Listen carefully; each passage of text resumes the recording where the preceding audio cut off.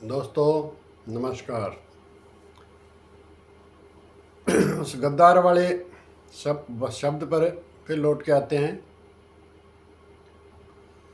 कुणाल कामरा एक कॉमेडियन है जिसने बम्बई की एक बिल्डिंग है जिसका नाम है यूनिकॉन्टिनेंटल। उसमें एक स्टूडियो है, दी हैबिटेट स्टूडियो, और उसमें उसने एक प्रोग्राम अपना शूट किया था, शो, जिसमें एक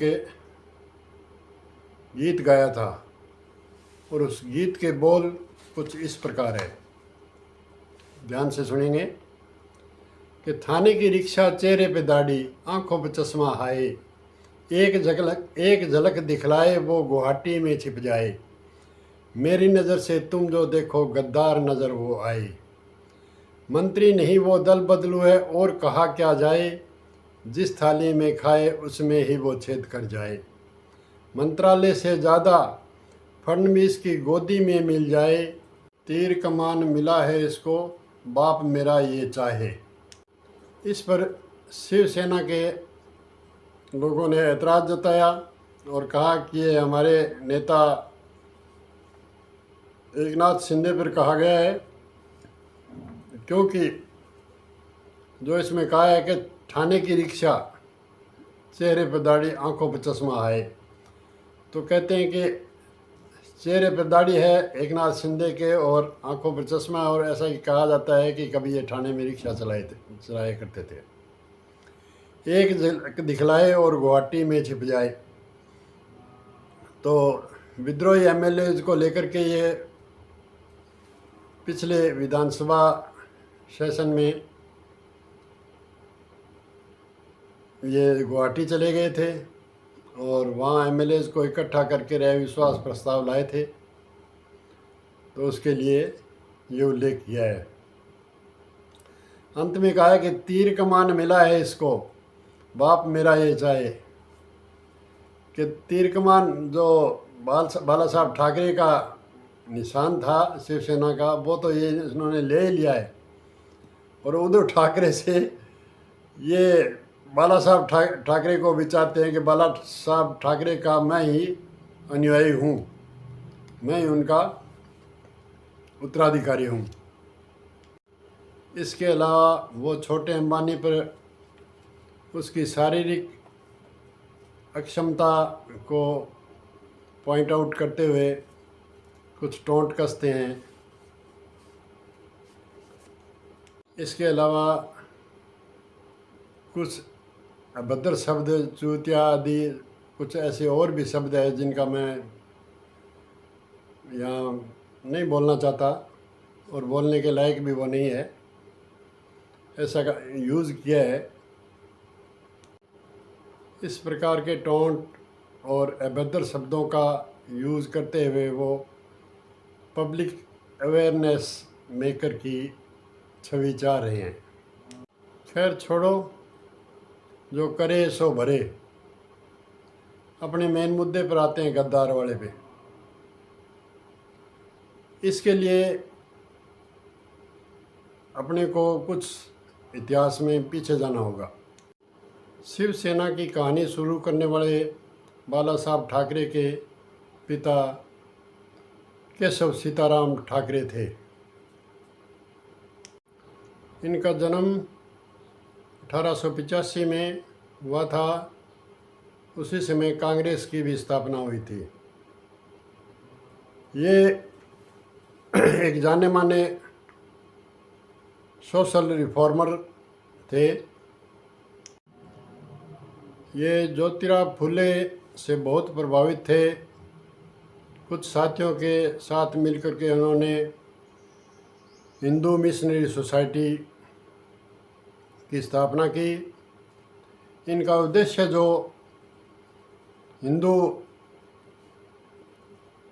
इस्लाम और मिशनरी में के द्वारा ईसाइयत में जो कन्वर्ट हो गए थे, उनकी घर वापसी था। केशव सीताराम ठाकरे कास्टिज्म के बहुत खिलाफ थे। उनका कहना था कि ब्राह्मण प्राइस्टहुड की वजह से हिंदुओं में डिक्लाइन आया है। वे आर्य समाज से बहुत इन्फ्लुएंस थे। आर्य समाज का इन पर बहुत ज़्यादा अफेक्ट था। आगे चलकर केशव प्रबोधन नाम की एक मैगजीन की शुरुआत करते हैं और प्रचारित करते हैं कि आपसी भाईचारा बनाने और सामाजिक असमानताओं और भेदभाव की नीतियों को पाटना होगा, हिंदुत्व को बचाना होगा, हमें अपने राज्य को बचाना होगा। केशव और सावरकर दोनों को एग्जिस्टेंट थे। ये दोनों ही हिंदुत्व को प्रमोट करना चाहते थे, परंतु सावरकर एक्सट्रीमिस्ट थे और केशव मॉडरेट थे, नफरत के अगेंस्ट थे। इनकी प्रबोधन पत्रिका खूब प्रसिद्ध हुई। केशव ने दहेज प्रथा का स्ट्रांगली विरोध किया और विडो रीमैरिज को बढ़ावा दिया। सावरकर और केशव के बीच में कुछ वैचारिक मतभेद थे। केशव सीताराम ठाकरे का हिंदुत्व राजा राम मोहन राय, स्वामी दयानंद सरस्वती, ज्योतिराव फूले, ईश्वरचंद विद्यासागर से सिमिलर था। सावरकर के हिंदुत्व से काफ़ी अलग था। यह सब चल रहा था। अब नए किरदार की एंट्री होती है बाला साहब ठाकरे। वे अपने पिता से काफ़ी प्रभावित थे और उन्होंने अपने कैरियर की शुरुआत एक इंग्लिश अखबार में कार्टूनिस्ट के रूप में की और पहचान बनाई। 1960 में इन्होंने अपने पिता के सहयोग से एक मार्मिक नाम की पॉलिटिकल वीकली प्रकाशित करवाई। केशव के आइडिया पर मराठी लोगों के अधिकारों के लिए 1966 में शिवसेना नाम से एक पार्टी बनाई, जिसके उद्घाटन समारोह में लाखों की भीड़ आई। 1973 में केशव सीताराम ठाकरे का देहांत हो गया और इनके बाद इनकी पार्टी में कट्टरता आ गई। 1980 आते आते ये कट्टरता चरम पर पहुंच गई। बाल ठाकरे मुसलमानों को कैंसर से कंपेयर करते थे और ऐलान किया कि इस कैंसर को ठीक करना होगा। इस प्रकार से वो कांग्रेसी विचारधारा के कट्टर विरोधी थे। कांग्रेस को तुष्टीकरण की पार्टी मानते थे और मानते थे कि हमेशा कांग्रेस का विरोधी रहूँगा और रहे भी। बाला साहब ठाकरे कभी भी किसी संवैधानिक पद पे नहीं बने, परंतु वो अपना होल्ड रखते थे और बॉम्बे के बीएमसी चुनाव में उनका पूरा होल्ड था। बात अब काफ़ी हो गई इस मैटर पे, अब सारांश की ओर चलते हैं। तो केशव जी की विचारधारा से बाला साहब ठाकरे की विचारधारा भिन्न हो गई